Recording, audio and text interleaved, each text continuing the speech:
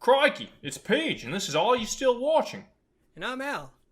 That was a Hugh Jackman impression, because he's from Australia, from down under.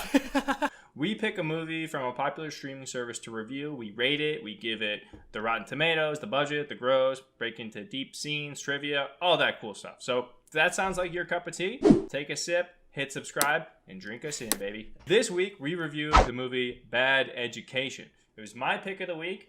At the end of this episode, Al's going to give you his pick of next week. So if you want to follow along, perfect. Bad Education, starring Wolverine and Allison Janney, was directed by Corey Finney.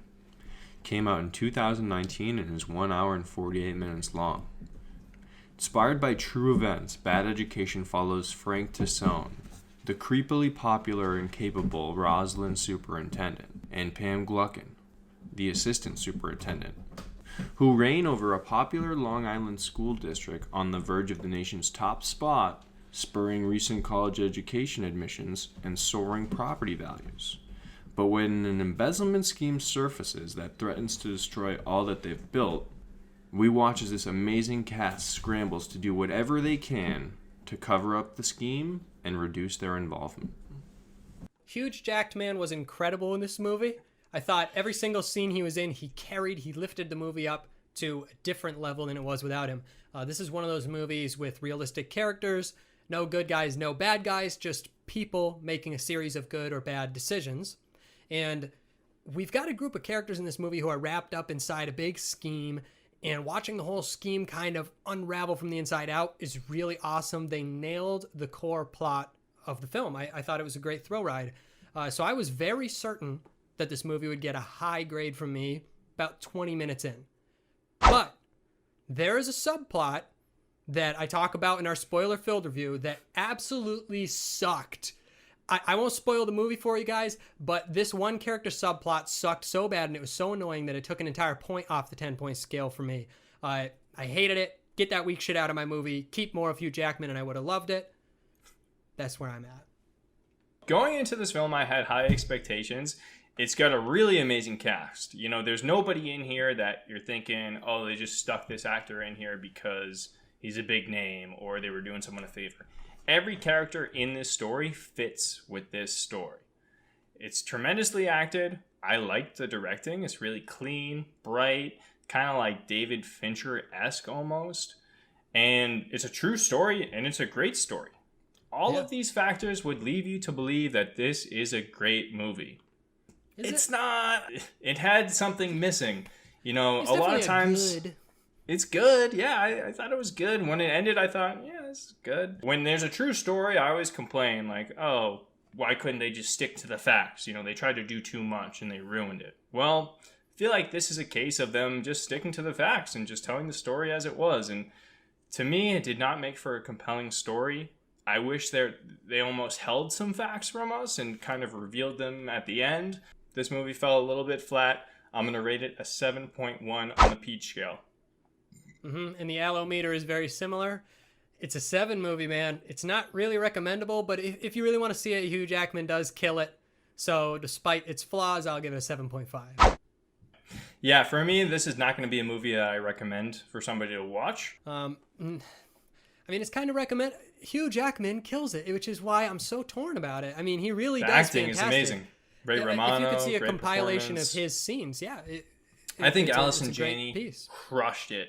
Like, I can see her as one of my school administrators. Yeah.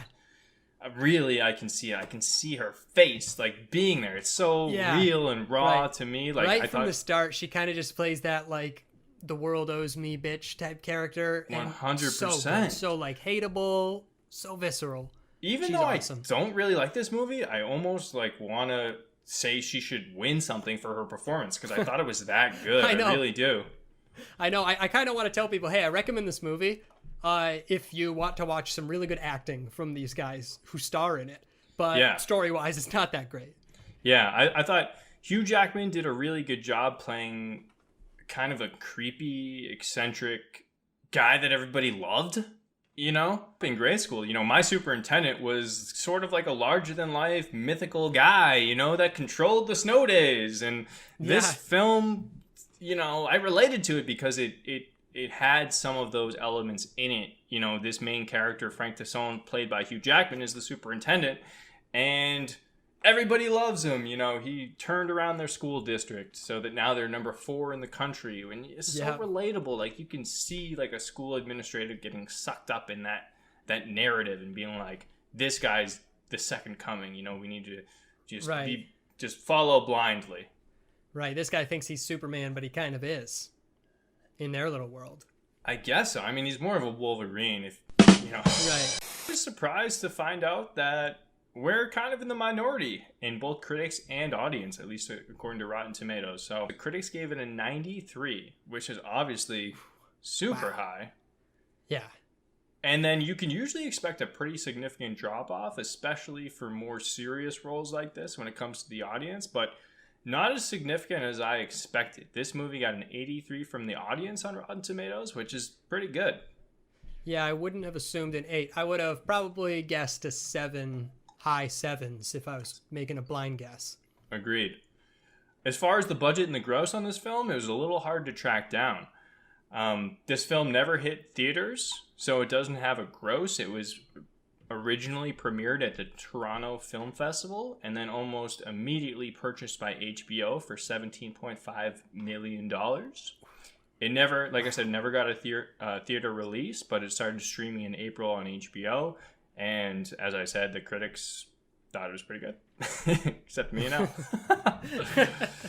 Yeah, us too. We'll take it down a couple points, bring it down to a 91. Guys, go on Rotten Tomatoes and give it a lower grade. We'll get it down into the 8s. Yeah. We're taking it down. All right, we hope you appreciated our review on Bad Education. Next week, we're going to review the movie Black Klansman. It's streaming on HBO. And if you want to check that out, then please subscribe to Are You Still Watching? We talk about movies and TV on popular streaming services every single week. Give a spoiler-free and a spoiler review so you guys can get great recommendations for stuff to watch. We'll see you next time. Peace. Thank you, the end, good night, and good luck. What else can I help you with? My God!